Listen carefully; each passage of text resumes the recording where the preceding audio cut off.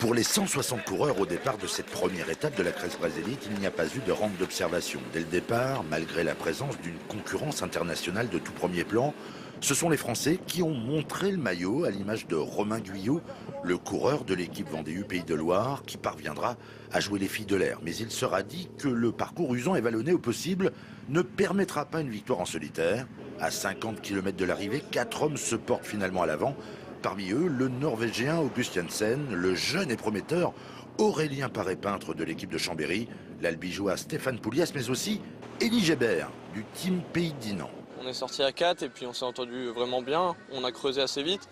On se retrouve donc du coup avec une 50 à l'entame du dernier tour, donc pour nous on savait que c'était gagné.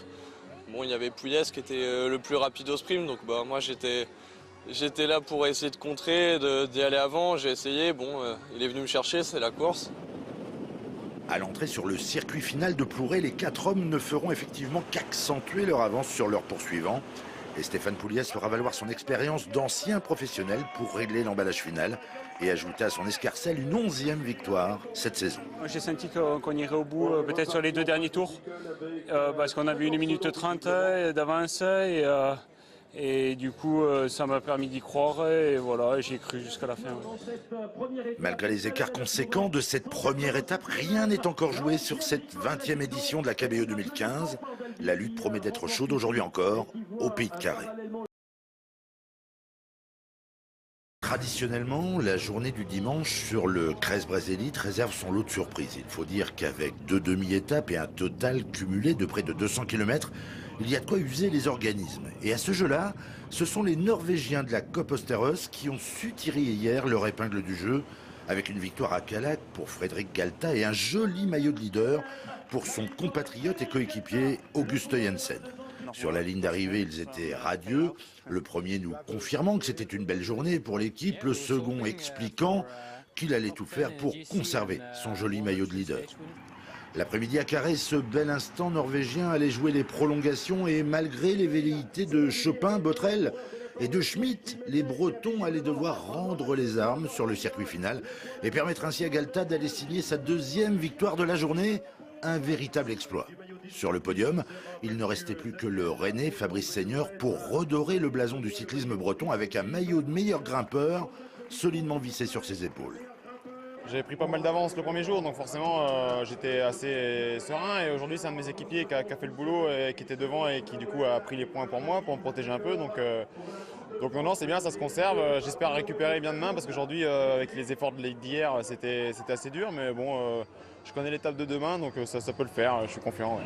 Aujourd'hui, c'est encore une belle partie de manivelle qui attend les coureurs pour cette dernière étape entre Plouguer-Nevel et Rostronin. Et malgré la dernière bosse qui fait souvent juge de paix, on voit mal comment la suprématie norvégienne pourrait être contrariée sur ce KBE 2015.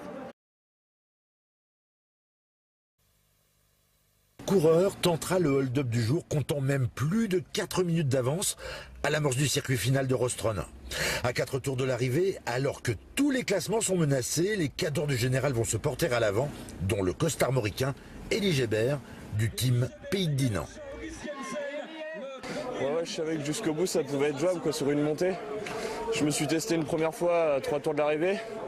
Pour voir les jambes, ça allait bien. J'ai réessayé un tour de l'arrivée. J'ai vu qu'il n'y avait que le leader et Paré-Peintre qui était capable de suivre. Et puis sur une montée finale, après, voilà, c'est un peu différent. Tout le monde est à peu près capable de s'accrocher, donc ouais. J'y ai cru, mais bon, voilà, c'est comme ça.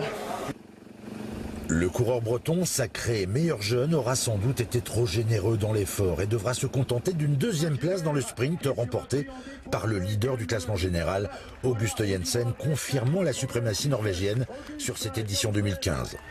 Le Rennais de Sojason, Fabrice Seigneur, aura réussi son pari de conserver son maillot à pois. Un beau cadeau pour celui qui fêtait aujourd'hui ses 25 ans. Ça t'inspire de savoir que le vainqueur du Crest-Braz Elite l'a porté ce maillot à pois? Ouais, j'ai entendu ça tout à l'heure en passant la ligne. Si je peux gagner l'année prochaine, on s'en privera pas, je sais pas où je serai, mais on verra bien. Ouais.